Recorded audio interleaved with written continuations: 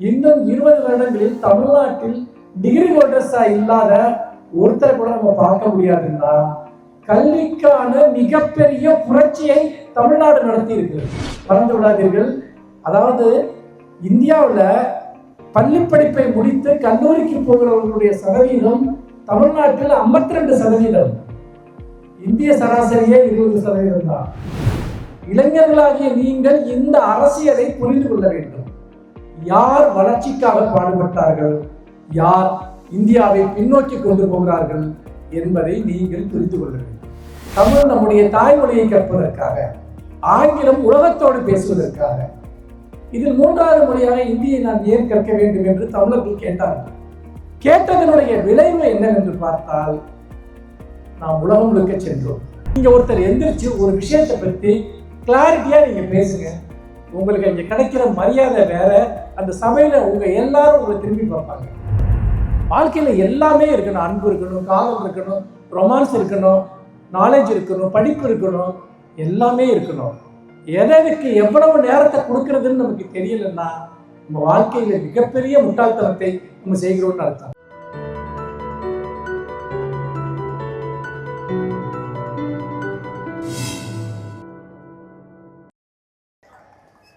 இனிய மாலை வணக்கம்னு சொல்ல கொஞ்சம் கஷ்டமா தான் இருக்கு. நல்ல வெயில்ல உட்காந்துருக்கீங்க சாயந்தரத்துல இருந்து. ஆனா கூட இந்த வெயில் கொஞ்ச நேரத்துல போயிடும். இப்பவே மேக்சிமம் போயிடுச்சுன்னு நினைக்கிறேன். நம்ம எப்பவுமே வாழ்க்கையில அந்த மாதிரி தான். நம்ம இதுதான் ரொம்ப கஷ்டம்னு நினைச்சிட்டு இருக்கக்கூடிய நிறைய விஷயங்கள் சட்டுன்னு ஒரு வெயில் போற மாதிரி போயிடும் வாழ்க்கையில. ஆனா சில பேருக்கு பொறுமையே இருக்காது. ஐயோ வாழ்க்கை இப்படி இருக்கு, இவ்வளவு கஷ்டமா இருக்கு அப்படிலாம் யோசிச்சுட்டு இருப்பாங்க. நம்ம எப்பவுமே சூரியோதயத்தை பார்ப்பது போலவே சூரியன் மறைவதையும் பார்த்து கொண்டிருக்க வேண்டும். அப்படி பார்க்கிற போது இப்பொழுது பாருங்கள், அந்த வெயிலின் வெண்மை தவிர்த்து எல்லா இடத்திலும் குளுமை பரவுவது போல நம்முடைய வாழ்க்கையிலும் நாம் கஷ்டம் என்று நினைத்துக் கொண்டிருக்கக்கூடிய எத்தனையோ விஷயங்கள் கொஞ்சம் கொஞ்சமாக மறைந்து நாம் வேறொரு இனிய பருவத்திற்கு நாம் வருவோம் என்பதற்கு இந்த அந்திப்பொழுதே ஒரு சாட்சி. நண்பர்களே, இங்கே நம்முடைய இந்த கல்லூரியினுடைய தாராளர் தாவூத் மியான் கான் அவர்கள், கல்லூரி முதல்வர் மற்றும் இங்கு வீற்றிருக்கக்கூடிய பேராசிரியர்கள், நிர்வாகிகள், மாணவ மாணவிகள் எல்லோருக்கும் என்னுடைய நெஞ்சார்ந்த வணக்கங்களை நான் தெரிவித்துக் கொள்கிறேன். இங்கே தாவூத் மியான் கான் இருக்கிறார். அவர் காயிதே மில்லத்தினுடைய பேரன் என்பது காயிதே மில்லத் அவர்களை பற்றிய பல வரலாற்று நினைவுகளை எனக்குள் ஏற்படுத்தியது. அதாவது இந்தியா பாகிஸ்தான் பிரிந்த போது எல்லோரும் அங்கு 2 தலைவர்கள் இருந்தார்கள். ஒன்று முகமது அலி ஜின்னா. அவர் நாங்கள் முஸ்லிம்கள் தனியாக நாங்கள் அங்கு இருப்போம் என்று ஒரு தனிநாட்டை கோரி அங்கு சென்றார்கள். ஆனால் இஸ்லாமியர்களுடைய நாடு இந்தியா தான் என்று சொல்லி மிகப்பெரிய குரலை எழுப்பியவர் இன்றைக்கு நம்முடைய காயிதே மில்லத் அவர்கள். நாங்கள் இது இந்திய நாடு, எங்கள் நாடு, இஸ்லாமியர்கள் இந்தியாவிற்கு சொந்தமானவர்கள், இஸ்லாமியர்களுக்கு இந்தியா சொந்தம் என்று மாபெரும் தேசிய தலைவராக அன்றைக்கு உயர்ந்து நின்றவர். இன்றைக்கும் கூட இஸ்லாமியர்களுடைய பாதுகாப்பு, இந்து முஸ்லிம் ஒற்றுமை என்று சொன்னால் எல்லோருடைய மனதிலும் முதலில் வரக்கூடிய பெயர் நம்முடைய காயிதே மில்லத் அவர்களுடைய பெயர் தான். அவருடைய பெயரில் இருக்கக்கூடிய கல்லூரியில் நீங்கள் எல்லாம் படிக்கிறீர்கள் என்பது உண்மையில் இந்த கல்லூரிக்கு மட்டுமல்ல, உங்களுக்கு மிகப்பெரிய பெருமை. ஒரு மிகப்பெரிய தேசிய தலைவரின் பெயரால் அமைந்த கல்லூரியில் நீங்கள் எல்லோரும் பயின்று கொண்டிருக்கிறீர்கள். அதோடு மட்டுமல்லாமல் இன்னொன்றையும் சொல்ல வேண்டும். பொதுவாக எல்லோருக்கும் கல்வி வேண்டும், எல்லோருக்கும் சமமான அந்த வாய்ப்புகள் வேண்டும் என்று இந்த மண்ணில் ஒரு இயக்கம் தோன்றியது என்று சொன்னால் அது திராவிட இயக்கம் தான். 100 வருடங்களாக அனைவருக்குமான கல்வியை, அனைவருக்குமான சமத்துவத்தை தொடர்ந்து வலியுறுத்திய ஒரு இயக்கம். அந்த இயக்கத்தினுடைய மாபெரும் தலைவர் கலைஞர் அவர்கள் தான் இன்றைக்கு நீங்கள் இந்த கல்லூரி செயல்பட்டிருக்கக்கூடிய இடத்தை அளித்து இந்த கல்லூரி தொடங்குவதற்கு காரணமாக இருந்தார். நீங்கள் இந்த வரலாற்றை ஏன் இங்கு நான் சொல்கிறேன் என்று சொன்னால், எதுவுமே தானாக நடக்காது. நம்முடைய சமூகத்தில் எதுவும் தானாக நடக்கவில்லை. நான் உங்களிடம் ஒரு கேள்வி கேட்க விரும்புகிறேன். உங்கள் குடும்பத்தில் யாரெல்லாம் முதல் தலைமுறை பட்டதாரிகள்? கை தூக்குங்கள். இவ்வளவு பேர், கிட்டத்தட்ட 3/4 பேர் உங்கள் குடும்பத்தில் முதல் தலைமுறை பட்டதாரிகள். இது ஏன் உங்கள் பெற்றோருக்கு கிடைக்கவில்லை? ஏன் உங்கள் அம்மாவுக்கோ அப்பாவுக்கோ தாத்தாவுக்கோ ஏன் இந்த கல்வி வாய்ப்பு கிடைக்கவில்லை? நீங்கள் எல்லாம் மிகவும் பிற்படுத்தப்பட்ட, ஒடுக்கப்பட்ட அல்லது வறிய ஒரு பின்புலம் கொண்ட ஒரு சமூகத்திலிருந்து நீங்கள் மட்டுமல்ல, நானும் கூட இங்கு வந்திருக்கிறோம். ஆனால் இதே வேறொரு ஹைஃபையான ஒரு கல்லூரிக்கு போய் உங்களில் யார் முதல் தலைமுறை பட்டதாரிகள் என்று கேட்டால் 100க்கு 90% பேர் கை தூக்க மாட்டார்கள். அவர்கள் அப்பா மருத்துவராக இருப்பார், அவர்களுடைய அம்மா ஒரு பட்டதாரியாக இருப்பார், அவருடைய தாத்தா ஒரு ஜட்ஜாக இருந்திருப்பார். இதெல்லாம் வேறொரு சமூக பிரிவில் நடந்திருக்கிறது. ஆனால் நீங்கள் தான் இங்கு முதல் முறையாக படிக்கிறீர்கள் என்றால் படி படி படி என்று கல்வியை ஒரு இயக்கமாக தொடர்ந்து முன்னெடுத்த திராவிட இயக்கத்தின் வழியில்தான் இன்றைக்கு இந்த கல்லூரியில் செயல்பட்டுக் கொண்டிருக்கிறது. ஏன் உயர் சாதியினர் தான் படிக்க வேண்டுமா? தலித்துகள் படிக்க வேண்டும், சிறுபான்மையினர் படிக்க வேண்டும், இன்னும் சொல்ல போனால் பிற்படுத்தப்பட்ட சமூகத்தை சேர்ந்தவர்கள் படிக்க வேண்டும். வேலை வாய்ப்பில், கல்வியில் எல்லோருக்கும் சமநீதியும் சமத்துவமும் வேண்டும் என்பதற்கான ஒரு மிகப்பெரிய போராட்டம் இந்த மண்ணில் நடந்திருக்கிறது. அந்த போராட்டத்தின் வழியாகத்தான் நீங்கள் இங்கே வந்து அமர்ந்திருக்கிறீர்களே ஒழிய நீங்கள் வெறுமனே ஒரு கல்லூரி இருப்பதனால் இங்கே வந்து சேர்ந்துள்ளது. உங்களுக்காக இந்த கல்லூரி உருவாக்கப்பட்டது. நீங்கள் இங்கு வர வேண்டும் என்பதற்காக இந்த கல்லூரி உருவாக்கப்பட்டது. நீங்கள் இல்லை என்றால் இந்த கல்லூரியும் இல்லை, இந்த கல்லூரி இல்லை என்றால் நீங்களும் இல்லை. திராவிட இயக்கம் அப்படி முன்வைத்த மிக முக்கியமான விஷயம் அனைவருக்கும் கல்வி என்பதில் பாலின சமத்துவம், ஆண்களும் பெண்களும் சமமாக கல்வி பெற வேண்டும் என்பது. முதலில் தொடக்க கல்வி, பிறகு உயர்நிலைப் பள்ளி கல்வி, இப்பொழுது பட்டதாரிகளாக இவர்களை உருவாக்குகிற போது நண்பர்களே, ஒன்றை நீங்கள் நினைத்து பாருங்கள்.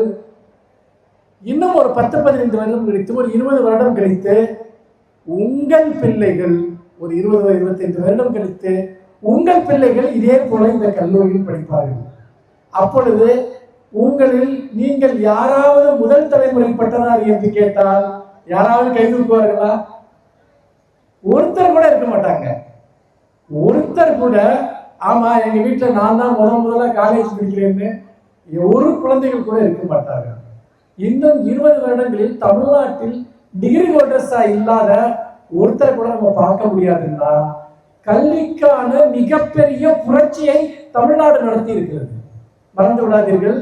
அதாவது இந்தியாவில் பள்ளி படிப்பை முடித்து கல்லூரிக்கு போகிறவர்களுடைய சதவீதம் தமிழ்நாட்டில் 52%. இந்திய சராசரியே 20% தான். அவங்க 25ல தான், இந்த 2030 தான் இந்திய சராசரியை வந்து அவங்க 30% கொண்டு வர்றதுக்காக போராடிட்டு இருக்காங்க. ஆனால் நம்ம இன்னும் 5 வருஷத்துல 100% போயிடுவோம். தமிழ்நாட்டில் 100% எல்லாரும் டிகிரி ஹோல்டர்ஸா இருக்கீங்க. அப்படி என்றால் இது எப்படி நடந்தது? கல்வி சிறந்த தமிழ்நாடு என்று பாரதி பாடினான் என்று சொன்னால் நாம் ஆதி காலத்திலும் கல்வியில் சிறந்திருந்தோம், இடைக்காலத்தில் வீழ்ச்சி அடைந்தோம். இடைக்காலத்தில் பல்வேறு காரணங்களால் தமிழ்நாட்டினுடைய கல்வி வளர்ச்சி தடைப்பட்டது. இன்றைக்கு இந்த 100 வருடங்களில் மீண்டு வந்திருக்கிறோம். கல்வி சிறந்த தமிழ்நாடு என்கிற இடத்தை நாம் வந்து சேர்ந்திருக்கிறோம். இதற்கு தமிழ்நாட்டினுடைய அரசியல், தமிழ்நாட்டினுடைய பொருளாதாரம், தமிழ்நாட்டினுடைய சமய நல்லிணக்கம், எல்லோருக்குமான வளர்ச்சி என்கிற நம்முடைய கொள்கை உண்மையில் நம்மோடு எந்த வட இந்திய மாநிலத்தையும் ஒப்பிட முடியாது. வட இந்தியாவிலிருந்து லட்சக்கணக்கான இளைஞர்கள் இங்கு வருகிறார்கள், பணி தேடி வருகிறார்கள், அடிப்படையான கூலி வேலைகளை தேடி வருகிறார்கள். 5ஆம் வகுப்பு கூட அவர்கள் படிப்பதில்லை. ஏன் படிப்பதில்லை? இந்தியா எல்லோருக்கும் ஒரே மாதிரி தானே சுதந்திரம் அடைந்தது. இந்தியா சுதந்திரம் அடைந்த போது தமிழ்நாடு மட்டும் தனியாக சுதந்திரம் அடைந்ததா? இல்லை, இந்தியா முழுக்க சுதந்திரம் கிடைத்தது. ஆனால் தமிழ்நாடோ கேரளாவோ எப்படி கல்வியில் முன்னோக்கி சென்றது? நம்முடைய அரசியல், எல்லோரும் படிக்க வேண்டும் என்கிற அரசியல், அங்கே அத்தகைய அரசியல் இல்லை. அதனால் இன்றைக்கும் கூட வடமாநிலங்கள் பின்தங்கி இருக்கின்றன. நாம் கல்வியில் ஒரு மிகப்பெரிய சாதனையை நாம் எட்டி இருக்கிறோம். இளைஞர்களாகிய நீங்கள் இந்த அரசியலை புரிந்து கொள்ள வேண்டும். யார் வளர்ச்சிக்காக பாடுபட்டார்கள், யார் இந்தியாவை பின்னோக்கி கொண்டு போகிறார்கள் என்பதை நீங்கள் புரிந்து கொள்ள வேண்டும். நாம் எல்லோரும் பார்த்தீங்கன்னா இந்தியா முழுக்க ஒவ்வொரு கொள்கையை கொண்டு வந்தார்கள். தமிழ்நாடு 2 மொழிதான் படிப்போம் என்றது, எங்களுக்கு தமிழும் ஆங்கிலமும் போதும் என்கிற கொள்கையை நாம் ஏற்றுக்கொள்கிறோம். எதனால்? தமிழ் நம்முடைய தாய்மொழியை கற்பதற்காக, ஆங்கிலம் உலகத்தோடு பேசுவதற்காக. இதில் 3வது மொழியாக இந்தியை நாம் ஏன் கற்க வேண்டும் என்று தமிழர்கள் கேட்டார்கள். கேட்டதனுடைய விளைவு என்னவென்று பார்த்தால், நாம் உலகம் முழுக்க சென்றோம். உலகம் முழுக்க தமிழர்கள் பணிபுரியாத நாடுகள் கிடையாது, தொழில் தொடங்காத நாடுகள் கிடையாது. ஆங்கிலத்தின் வழியாக நாம் உலகத்தையே வென்றோம். அப்படி இருக்கிற போது இன்றைக்கும் கூட இந்தியை படி, அதை படி, இதை படி என்று சொல்லிக் கொண்டிருக்கிறார்கள். தமிழ்நாட்டிற்கு ஒரு தெளிவான திட்டம் இருக்கிறது, தமிழ்நாட்டிற்கு ஒரு தெளிவான நோக்கம் இருக்கிறது. நாங்கள் அண்டை மாநிலங்களுக்கு வேலை தேடி செல்வதற்காக கல்வி படிக்கவில்லை. உலகத்தில் எந்த மூலைக்கு வேண்டுமானாலும் நாங்கள் செல்வோம், உலகத்தில் எந்த பகுதிக்கு வேண்டுமானாலும் நாங்கள் செல்வோம் என்கிற ஒரு மிகப்பெரிய உணர்வோடு தமிழ்நாடு கல்விக் கொள்கையை வகுத்தது. அந்த அடிப்படையில் தான் நாம் இன்றைக்கும் கூட இந்தியாவில் சமீபத்தில் நேற்று ஒரு செய்தியை பார்த்திருப்பீர்கள். தொழில்துறை வளர்ச்சியில் நம்பர் 1ஆக தமிழ்நாடு இருக்கிறது என்று ஒன்றிய அரசே ஒத்துக்கொண்டிருக்கிறது. இது எப்படி நடக்கிறது என்று சொன்னால் நன்றாக கவனியுங்கள். உங்களை போன்ற இளைஞர்கள் தான் இதற்கு காரணம். நீங்கள் கேட்கலாம், இளைஞர்களுக்கும் இதுக்கும் என்ன சம்பந்தம்? தமிழ்நாடு நம்பர் 1ஆக இருப்பதற்கும், அதாவது இண்டஸ்ட்ரியல் ஸ்டேட்டாக நம்பர் 1ஆக இருப்பதற்கும் நம்முடைய இளைஞர்களுக்கும் என்ன சம்பந்தம் என்று நீங்கள் கேட்கலாம். நண்பர்களே, மிக முக்கியமான சம்பந்தம் இருக்கிறது. பொதுவாக வெளிநாடுகளில் இருந்து தொழில் தொடங்கக்கூடியவர்கள் அல்லது இங்கு முதலீட்டை கொண்டு வரக்கூடியவர்கள் ஒன்றைத்தான் பார்ப்பார்கள். அவர்களுக்கு தேவையான படித்த இளைஞர்கள், வலிமையான இளைஞர்கள், சிந்திக்கக்கூடிய இளைஞர்கள், ஆங்கிலம் தெரிந்த இளைஞர்கள் அந்த மாநிலத்தில் இருக்கிறார்களா என்பதை பார்ப்பார்கள். அப்படி பார்க்கிற போது தமிழ்நாடு அதில் முதலிடத்தில் இருக்கிறது. இங்கு வந்தால் நமக்கு தேவையான ஹியூமன் ரிசோர்ஸ், மனித வளம் இங்கு இருக்கிறது, அதற்கான இளைஞர்கள் இங்கு இருக்கிறார்கள், படித்தவர்கள் இங்கு இருக்கிறார்கள் என்கிற போது நிச்சயமாக நான் சொல்கிறேன், உங்கள் அனைவருக்குமே வேலை இல்லை. அந்த அளவிற்கு இன்றைக்கு ஒரு மிகப்பெரிய தொழில் வாய்ப்பை தமிழ்நாடு உருவாக்கி இருக்கிறது. இது எவ்வளவு பெரிய முன்னேற்றம், எவ்வளவு பெரிய வளர்ச்சி! எல்லாரையும் படிக்க வைத்துவிட்டு இந்த மாநிலம் உங்களை கைவிடப் போவதில்லை. உங்களுக்கான வேலை வாய்ப்புகள் இங்கும் இருக்கும், தமிழ்நாட்டிற்கு வெளியே இங்கே உலகம் முழுக்கவும் இருக்கும். இதை ஏன் சொல்கிறேன் என்று சொன்னால், அத்தகைய ஒரு வளர்ச்சி அரசியல், அத்தகைய ஒரு வளர்ச்சி திட்டம் இந்தியாவில் முதன்மையாக தமிழ்நாட்டில் மட்டும்தான் இருக்கிறது. நீங்கள் வட மாநிலங்களுக்கு சென்று பார்க்க வேண்டும், பிற இடங்களுக்கு சென்று நீங்கள் பார்க்க வேண்டும். அவர்களுக்கும் நமக்குமான வித்தியாசம் மிக பயங்கரமாக இருக்கிறது. உண்மையில் நாம் இந்தியாவின் மற்ற மாநிலங்களோடு நம்மை ஒப்பிட்டுக் கொள்ளக்கூடாது, மாறாக உலக நாடுகளோடு நம்மை ஒப்பிட்டுக் கொள்ள வேண்டும். அந்த அளவிற்கு தமிழ்நாடு ஒரு தனிச்சிறப்பு மிக்க மாநிலமாக இருக்கிறது என்று சொன்னால், உங்களுக்கான ஒரு மிகப்பெரிய வாய்ப்புகளை தமிழ்நாடு உருவாக்கி இருக்கிறது என்று சொன்னால், அதற்கு பின்னால் ஒரு 100 வருட சரித்திரம் இருக்கிறது. காயிதே மில்லத் போன்றவர்களிலிருந்து தொடங்கி மிகப்பெரிய திராவிட இயக்க தலைவர்கள், பெரியார், அண்ணா, கலைஞர், முதல்வர், இன்னும் பல தலைவர்கள் அதற்கு ஒரு பெரிய ஒரு பாதையை இங்கு போட்டிருக்கிறார்கள். ஒன்றை நன்றாக புரிந்து கொள்ளுங்கள், நாம் அரசியல் தெரியாமல் இருப்பதனாலேயோ, அரசியல் அக்கறை இல்லாமல் இருந்தாலோ, நம்முடைய எதிரிகள் நம்மை சுலபமாக வென்று விடுவார்கள். நம்மை பின்னோக்கி தள்ள வேண்டும் என்று நினைப்பவர்கள் நம்மை சுலபமாக வென்று விடுவார்கள். நான் பல இளைஞர்களிடம் பார்க்கிறேன், நாட்டின் முக்கியமான நிகழ்வுகள் கூட அவர்களுக்கு தெரியவில்லை, செய்தித்தாள்களை கூட படிப்பதில்லை. இதெல்லாம் உண்மையில் நாம் மற்றவர்களிடம் தோற்று போவதற்கான ஒரு அடிப்படையாக அமைந்தது. அரசியலை கூர்ந்து கவனிக்க வேண்டும், நாட்டில் என்ன நடக்கிறது என்பதை நாம் பார்க்க வேண்டும்.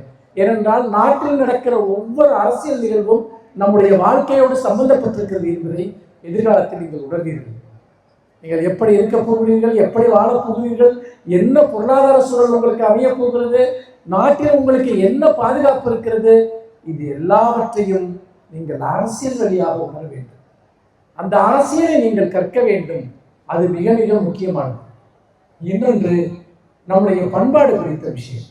தமிழ் பண்பாடு, தமிழ் அடையாளம், தமிழ் மரபு என்றெல்லாம் நாம் பேசுகிற போது ஏன் அதை பேசுகிறோம் என்று சொன்னால், நம்மிடம் ஒரு மிகச்சிறந்த பண்பாடு இருக்கிறது என்பதால் தான் பேசுகிறோம். நம்முடைய இலக்கியங்களை பற்றி நாம் ஏன் உயர்வாக பேசுகிறோம் என்றால் அது நம்முடைய இலக்கியங்கள் என்பதால் அல்ல, உண்மையிலேயே உலகத்தின் மிகச்சிறந்த இலக்கிய படைப்புகளை தமிழ் மொழி கொண்டிருக்கிறது. ஆனால் நாம் இது எதை பற்றியுமே அக்கறையற்றவர்களாக இருந்தால், நாம் இது எதை பற்றியுமே புரிந்து கொள்ளாதவர்களாக இருந்தால் நாம் உண்மையிலேயே மிகப்பெரிய இழப்புகளை நாம் சந்திக்கிறோம். இன்றைக்கு நான் பல இரண்டு விதமான இளைஞர்களை நான் பார்க்கிறேன். ஒன்று, எல்லாவற்றிலும் அக்கறை செலுத்தக்கூடிய இளைஞர்கள், இன்னொன்று எதிலுமே அக்கறையற்ற இளைஞர்கள். இந்த இரண்டு விதமான இளைஞர்களை நான் பார்க்கிறேன். அதாவது அவர்கள் தங்களை சுற்றி எதை பற்றியும் கவலைப்பட மாட்டார்கள்.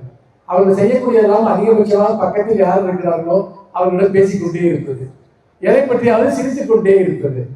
ஆனால் நண்பர்களை ஒன்றை புரிந்து கொள்ளுங்கள், வாழ்க்கை உங்களை பார்த்து சிரித்துக் கொண்டிருக்கிறது என்பதை மறந்து விடாதீர்கள். இந்த கல்லூரி வளாகத்தை விட்டு வெளியே போன பிறகு உங்கள் வாழ்க்கையில் என்ன நடக்கப் போகிறது என்பதை பற்றி தயவு செய்து ஒரு கணம் சிந்தியுங்கள். ஏனென்றால் நீங்கள் நினைப்பது போல அல்ல, வாழ்க்கை மிக மிக சவாலானது, வாழ்க்கை மிக மிக கடினமானது. அந்த சவாலை எதிர்கொள்ள வேண்டும் என்றால் சிறந்த எண்ணங்களை, சிறந்த கருத்துக்களை, சிறந்த புத்தகங்களை நாம் வாசிக்கத்தான் இந்த வாழ்க்கையை எதிர்கொள்வதற்கான வலிமை நமக்கு கிடைக்கும். மாறாக ஜாலியா இருக்கலாம் அப்படின்னா எவ்வளவு நேரம் தான் ஜாலியா இருக்குது, போர் அடிக்காதா? எவ்வளவு நேரம் தான் சிரிச்சுக்கிட்டே இருக்குது, எவ்வளவு நேரம் தான் கிரிக்கெட் பார்க்கறது, இது எல்லாத்தையும் நானும் செய்யக்கூடியவன். எவ்வளவு நேரம் தான் சினிமா பார்க்கறது, இது எல்லாமே நானும் செய்யக்கூடியவன். ஆனால் அரை மணி நேரத்தில் வேறு யோசனை வந்து விடுகிறது. இதெல்லாம் நம்ம புலப்பான்னு தோழிடுது. இன்னும் என்னென்னமோ இருக்கு. நம்ம என்ன திறமையை நமக்குள்ள வளர்த்துக்கிட்டு இருக்கோம். இந்த காலேஜ் முடிச்சு போறப்ப எல்லாத்துக்கும் ஒரு டிகிரி கொடுத்து அனுப்புவாங்க, அது ஒரு பேப்பர், அதுக்கு மேல அதுக்கு எந்த வேல்யூமே கிடையாது. இங்க இருக்கிற போது உங்களை எப்படி உருவாக்கி கொள்கிறீர்கள், என்ன திறமையை வளர்த்துக் கொள்கிறீர்கள், ஏதாவது ஒன்றில் உங்களை ஸ்பெஷலைஸ் பண்ணியிருக்கீங்களா? இங்கே சிலருக்கு வந்து பார்த்தீங்கன்னா போட்டோகிராஃபியில் ஈடுபாடு இருக்கலாம், சிலருக்கு கதை எழுதுறதுல ஈடுபாடு இருக்கலாம், கவிதை எழுதுறதுல ஈடுபாடு இருக்கலாம், சில பேருக்கு ஷார்ட் ஃபிலிம் எடுக்கிறதுல ஈடுபாடு இருக்கலாம். இதோ இங்கே என்னை பற்றி ஒரு காணொலியை உருவாக்கி இருந்தார்கள். அந்த மாணவர்களுக்கு முதலில் நான் என்னுடைய மிகப்பெரிய பாராட்டுகளை தெரிவித்துக் கொள்கிறேன். ஏனென்று கேட்டால் அதை அவ்வளவு கிரியேட்டிவா பண்ணியிருந்தாங்க. சும்மா 4 போட்டோ எடுத்து அதை வச்சு ஏதாவது ஒன்று அந்த விக்கிபீடியாவில் இருக்க ஒரு கருத்தை வச்சு சொல்றது ஒரு பெரிய மேட்டர் கிடையாது. அப்படிலாம் பண்ணியிருக்காங்க, நான் பார்த்துருக்கேன். ஆனால் என்னை பற்றி மற்றவங்க சொன்ன சில முக்கியமான கருத்துக்கள், சில கிளிப்பிங்ஸ் எல்லாம் எடுத்து தொகுத்து கவிதை வாசித்து அது சில நிமிடங்கள் என்றால் கூட அது ஏதோ ஒரு அற்புதமான ப்ரொஃபைலாக இருந்தது. இதுதான் கிரியேட்டிவிட்டி. நான் என்னை பற்றி அதை எடுத்தார்கள் என்பதற்காக சொல்லவில்லை. ஒரு விஷயத்தை ப்ரெசென்ட் பண்றப்போ மேக்சிமம் எஃபோர்ட் அதை எப்படி போடுறதுங்கிறது. எத்தனை பேர் நாம் அத்தகைய பணிகளில் நம்மை ஈடுபடுத்திக் கொள்கிறோம் என்பதை யோசித்து பாருங்கள். ஆர்வமுள்ள மாணவர்கள் இருக்கிறார்கள், அவர்களை யாருமே தடுக்க முடியாது. ஆனால் எதிலுமே ஆர்வம் இல்லாமல் இருந்தால் வாழ்க்கையும் உங்கள் மேல் ஆர்வம் இல்லாமல் ஆகிவிடும். 1000ல் ஒருத்தரா, 10ல் ஒருத்தரா, 100ல் ஒருத்தரா, இந்த ஜன எண்ணத்தில் நீங்க கரைஞ்சு போயிடுவீங்க. அப்படி இருக்க தேவையில்லை. உங்களுக்குள்ள ஏதாவது ஒண்ணு இருந்துகிட்டே இருக்கும், ஒரு ஃபயர். அந்த ஃபயர் என்னென்ன நீங்க கண்டுபிடிக்கிற நிமிஷம் தான் உங்க வாழ்க்கையில் ஒரு மேஜிக் நடக்கிற நிமிஷம். அந்த ஃபயர் இல்லாத ஒரு ஆள் கூட கிடையாது. ஆனால் சில பேர் கூச்சப்பட்டு தன்னை வெளிப்படுத்திக்க மாட்டாங்க. இல்லை வந்து பார்த்தீங்கன்னா நமக்கு அந்த திறமை இருக்குன்றது கூட சில பேருக்கு தெரியாது. என்னன்னா எல்லாரும் ஒரே விஷயத்த பண்ணணும்னு அவசியம் கிடையாது. ஆனால் உங்க ஒவ்வொருத்தருக்குள்ளாரையும் நீங்க ரொம்ப ஸ்பெஷல் அப்படிங்கிற உணர்வு இருக்கணும். நான் ரொம்ப ஸ்பெஷல், நான் மற்றவங்க மாதிரி கிடையாது, நான் மற்றவங்களோட ரொம்ப ரொம்ப வேறுபட்ட ஒருத்தர், நான் ரொம்ப வேறுபட்ட ஒருத்தி அப்படிங்கிற உணர்வு நமக்குள்ள இருக்கணும். அப்பதான் நம்ம எங்கேயாவது ஒரு இடத்துல ஒரு தனித்த நட்சத்திரம் போல தெரியும். அந்த நட்சத்திரம் பிரம்மாண்டமான நட்சத்திரமா இருக்கலாம், ஒரு சின்ன நட்சத்திரமா இருக்கலாம். நட்சத்திரம் என்பது எப்போதும் நட்சத்திரம் தான். அதற்கு பதிலாக யாரோ வகுத்து கொடுத்த பாதையில் போவது, அதெல்லாம் ஆட்டு மந்தைகள் செய்யக்கூடிய செயல். யாரோ போட்டு கொடுத்த பாதையில் போவது. ஒன்றை புரிந்து கொள்ளுங்கள், நாம் ஏதோ ஒரு வேலைக்காக பிறந்து வரவில்லை, மாறாக ஏதோ ஒரு திறமைக்காக பிறந்து வந்திருக்கோம். ஒரு பர்சனாலிட்டியா நம்ம நிற்கணும், ஒரு ஆளுமையாக நம்ம நிற்கணும். ஏனென்றால் இன்றைக்கு அப்படி நிற்பவர்கள் அனைவருமே உங்களைப் போல் இதே போல் அமர்ந்திருந்தவர்கள் தான். எப்படி உங்களுக்குள்ள இருந்து மட்டும் ஒரு 10 பேர் 20 பேர் மேலே வர்றாங்க, அதில் ஒருத்தன் இன்னும் டாப்ல மேலே போறான். எப்படி போறான்? அவனுக்கு மட்டும் ரொம்ப ஸ்பெஷலா ஏதாவது இருந்ததா? கிடையவே கிடையாது. நம்மை நாமே எப்படி கல்டிவேட் பண்ணிக்கிறோம், உருவாக்கிக்கிறோம் அப்படிங்கிறது தான் எல்லாமே இருக்கு. நம்மளை எப்படி கல்டிவேட் பண்ணிக்கிறோமோ அதுதான் நம்ம. யாருக்கும் ஏதோ பை பர்த்தாவோ இயற்கையாவோ கிஃப்டடாவோ எதுவுமே கிடைச்சது கிடையாது. எல்லாமே பயிற்சி, அதாவது டெடிகேஷன். தொடர்ந்து டெடிகேஷன் வழியா மட்டும்தான் திரும்ப திரும்ப ஒர்க் பண்ணி இதுதான் நான், இதுதான் எனக்கு வேணும் அப்படின்னு இருக்குது. நான் ஒரு ரைட்டர் ஆகணுங்கிற என்னுடைய கனவு எனக்கு 10 வயசுல வந்தது.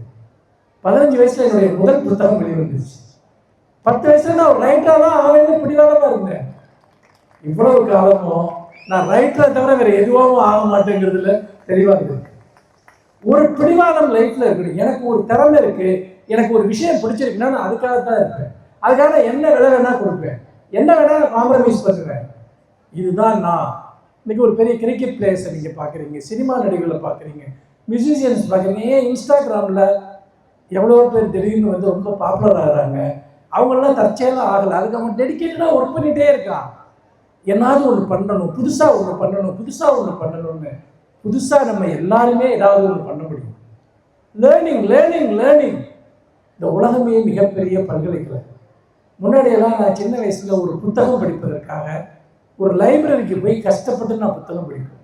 ஒரு சின்ன விஷயத்தை தெரிஞ்சுக்கிறதுக்காக பிரிட்டானியா என்சைக்ளோபீடியாவை போய் தேடி எடுத்து அந்த தகவலை நான் தெரிஞ்சுப்பேன். இதை யோசிச்சு பாருங்க, எல்லாமே உங்க மொபைல் இருக்கு. நம்ம வெற்று பொழுதுபோக்குக்கு பதிலாக இந்த மொபைலை ஒரு மிகப்பெரிய யூனிவர்சிட்டி மாதிரி பயன்படுத்துறது. நான் பயன்படுத்தியிருக்கேன். நான் ஒரு நாளைக்கு ஆர்டிஃபிஷியல் இன்டெலிஜென்ஸ்ல எவ்வளோ நேரம் செலவழிப்பேன்னு நினைக்கிறீங்க? நான் ரீல்ஸ் அவ்வளோவா பார்க்க மாட்டேன். எனக்கு பிடிக்கும், ஆனால் நான் அவ்வளோவா பார்க்க மாட்டேன். நான் என்ன பண்ணுவேன்னா ஆர்டிஃபிஷியல் இன்டெலிஜென்ஸில் போயிட்டு அந்த ஏஐல போய் நான் புதுசாக ஏதாவது ஒரு விஷயத்தை பற்றி சர்ச் பண்ணுவேன். அது கூட வந்து பல விஷயங்களை பற்றி நான் கேட்பேன். அது ரொம்ப ஒன்றான நிறைய விஷயங்களை சொல்லிகிட்டே இருக்கு. அப்படின்னு பார்த்தா 1000 ஆசிரியர்களுடைய வேலையை ஒரு ஏஐ செய்யறதை நான் பார்த்துருக்கேன். உங்களை எத்தனை பேர் ஏஐ யூஸ் பண்ணுறீங்க? எத்தனை பேர் ரீல்ஸ் பார்க்குறீங்க? துயரம் ரொம்ப துயரமா இருக்கு. என்னன்னா ரீல்ஸ்லாம் பாருங்க, ரீல்ஸ் போடுங்க. இப்போ நாங்கள்லாம் கூட நிறைய மாணவர்கள்லாம் போயட்ரியில் ரீட் பண்ண வச்சு ரீல்ஸ்லாம் போடுறோம். இங்கே உங்கள் தமிழ் துறையில் இருக்கக்கூடிய நிவேதா அவங்க வந்து எங்களுடைய அந்த டீமில் தான் நிறைய ரீல்ஸ்லாம் பண்ணியிருக்காங்க. அவங்க வந்து பார்த்தீங்கன்னா அந்த மாதிரி நிறைய ஸ்டூடெண்ட்ஸ் இன்னைக்கு அவங்க லெக்சர் ஆகிட்டாங்க. எதுக்கு இதை சொல்ல வர்றேன்னா, அதெல்லாம் ஒரு பக்கம் இருக்கட்டும். ஆனால் அதுக்கு முன்னாடி நம்மளை கேபிளாக ஆக்கிக்கிறது எப்படி? நான் சொன்னேன் இல்லையா, ஒரு பிரிட்டானிக்கா என்சைக்ளோபீடியாவுக்காக எங்கேயோ தேடி போய் அதை பார்த்தது போய் இன்னைக்கு உலகத்தில் இருக்க அத்தனை என்சைக்ளோபீடியாவும் உங்கள் கையில் வந்துச்சு. உலகத்துக்கு எதை பற்றி வேணாலும் கேள்வி, உனக்கு டீட்டெயிலாக அதை எக்ஸ்பிளைன் பண்ணுது. உனக்கு இங்கிலீஷில் சரளமாக படிக்க முடியலையா, தமிழில் சொல்லுப்பான்னா அது அப்படியே தமிழில் சொல்லுது. இல்லை உனக்கு உருது தெரியுமா, மலையாளம் தெரியுமா, மலையாளம் சொல்லுன்னா மலையாளத்தை சொல்லுது, கன்னடத்தை சொல்ல சொன்னா கன்னடத்தை சொல்லுது. நாலேஜுக்கு இருந்த எல்லா தடைகளுமே உடஞ்சிருச்சுங்க. ஒருத்தர் எனக்கு இது கிடைக்கல, இதை எனக்கு யார்கிட்ட போய் கேட்கறதுன்னு தெரில அப்படின்னு ஒருத்தர் கூட எதையும் சொல்ல முடியும். ஆக்சுவலாக நீங்கள் ஒரு பிஹெச்டி தீசிஸை வந்துட்டு பார்த்தீங்கன்னா இன்னைக்கு வந்து ஒரு ஏஐ வச்சு நீங்கள் எழுதி முடிச்சிடலாம். அப்படி எழுதிங்கன்னா கண்டுபிடிச்சிருவாங்கன்றது வேற விஷயம். ஆனால் அதுக்கான எல்லா இன்புட்டையும் நீங்கள் எடுத்துக்க முடியும். நம்ம எத்தனை பேர் அதை நம்ம பயன்படுத்துகிறோம்? நான் வந்து பார்த்தீங்கன்னா ஒரு நாளைக்கு 4 மணி நேரம் 5 மணி நேரம் அதோடு பேசுகிறேன், கேள்விகள் கேட்கிறேன், பல்வேறு விஷயங்களை பற்றி கிளாரிஃபை பண்ணுறேன். எவ்வளவு விஷயங்கள் நமக்குள்ள வந்து தொடர்ந்து நம்மளை அது ஷேப் பண்ணுது, நம்ம மைண்ட் அது உருவாக்குது. நீங்கள் ஒன்று நல்லா புரிஞ்சுக்கிற ஒரு விஷயத்த நம்ம நிறைய நேரம் ரொம்ப காமாசோமான்னு இருக்கும், ஷேப்லெஸ்ஸாக இருக்குது நம்ம மைண்டு. எந்த டைரக்ஷனில் போகிறதுன்னு தெரியாது, என்ன பண்ணணும்னு தெரியாது, எதை பற்றியும் ஒரு முழுமையான ஐடியா கிடையாது, ஷேப்லெஸ். ஒரு மாதிரி வந்து பார்த்தீங்கன்னா எதை பற்றியும் ஒரு கிளாரிட்டி இல்லாத ஒரு தன்மை. ஆனால் லேர்னிங் நம்மளை ஷேப் பண்ணுது, நம்மளை உருவாக்குது. நீங்கள் வந்து ஒன்றுமே இல்லை, ஒரு 10 பேர் இருக்க ஒரு இடத்துல நீங்கள் ஒருத்தர் எந்திரிச்சு ஒரு விஷயத்தை பற்றி கிளாரிட்டியாக நீங்கள் பேசுங்க, உங்களுக்கு இங்கே கிடைக்கிற மரியாதை வேற. அந்த சபையில் உங்கள் எல்லாரும் உங்களை திரும்பி பார்ப்பாங்க. அதுக்கு பதிலாக எந்திரிச்சு நின்று ஒன்றும் விஷயமும் தெரியாது, அது சொல்லவும் வராது அப்படின்னா வாழ்க்கையில் நம்ம எல்லா இடத்துலையும் தோற்போம். ஒரு இன்டர்வியூ போனால் கூட தோற்றுப்போம். ஒரு பர்சனாக ஒருத்தர் நம்மளை எக்ஸ்பிரஸ் பண்ணிக்கிறாங்க கூட நம்ம தோற்று போவோம். தோற்று போக வேண்டிய அவசியம் இல்லை.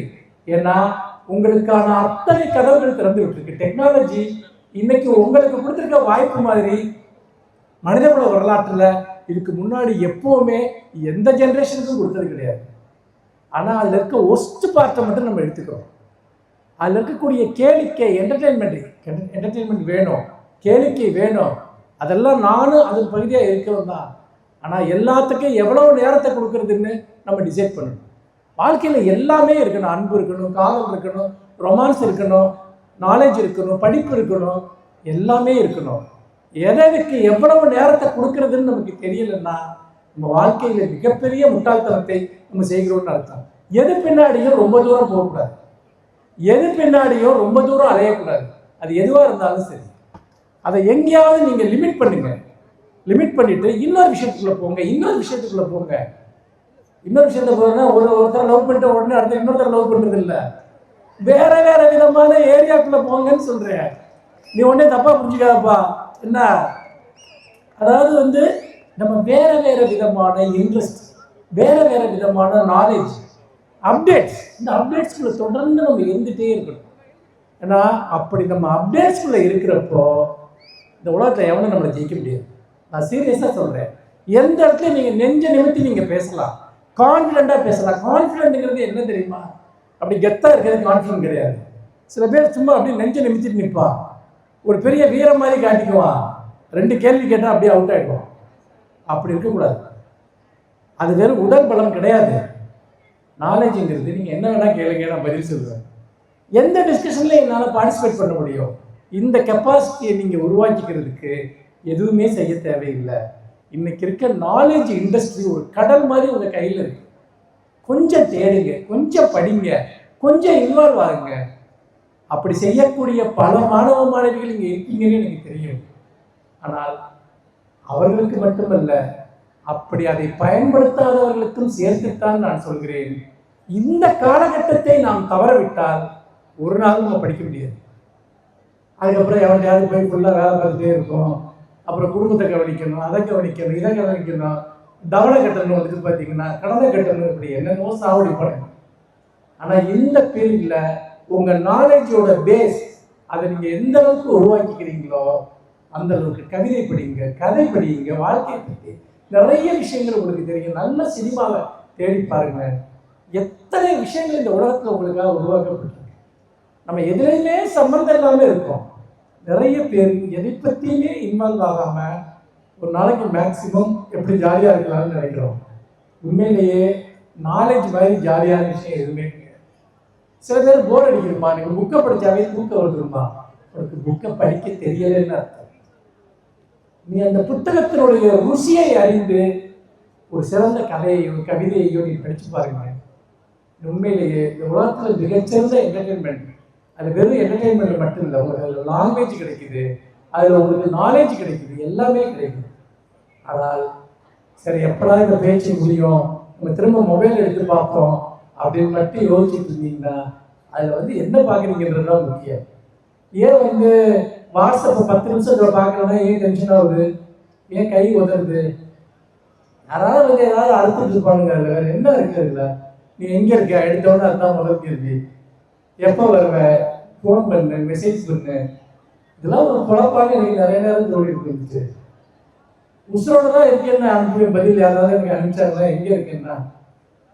அவனுக்கு அவ்வளோ கஷ்டப்பட தேவையே இல்லை. இந்த மொபைல்லாம் இல்லாத காலத்தில் மனுஷன் எப்படி இருந்தான், அப்போ உசுரோட தானே இருந்தான். இப்போ பார்த்தீங்கன்னா ஒருத்தர் மானிட்டர் பண்ணிகிட்டே இருக்காங்க. யாராவது உங்ககிட்ட ஃபோன் பண்ணி எப்படி இருக்கான்னு கேட்டிருக்காங்களா? கேட்கவே மாட்டாங்க. எங்கே இருக்க, எங்கே இருந்தா என்ன, அதுக்கு சரியாக பதில் சொன்னா கூட யார் இருக்கா, இப்படி ஒன்றுன்னா கேட்பானுங்க. எதுக்குடா நான் எங்கே, அவன் என்னன்னா ஒருத்தர் ஃபுல் கண்ட்ரோலில் வச்சுருக்கான்ப்பா. ஒரு அரசாங்கம் கூட யாரையும் இவ்வளோ கண்ட்ரோலில் வச்சுருக்கிறது கிடையாது. நம்ம கூட இருக்க ஆளுங்க தான் வச்சுட்டு இருப்பாங்க. எத்தனை மணிக்கு வருவேன், ஏன் இவ்வளோ லேட்டு, இந்த ஒரு விஷயத்த வச்சுட்டு நம்மளை கிட்டத்தட்ட ஒரு அடிமை மாதிரி வச்சுருக்காங்கன்னு வச்சுங்களேன்.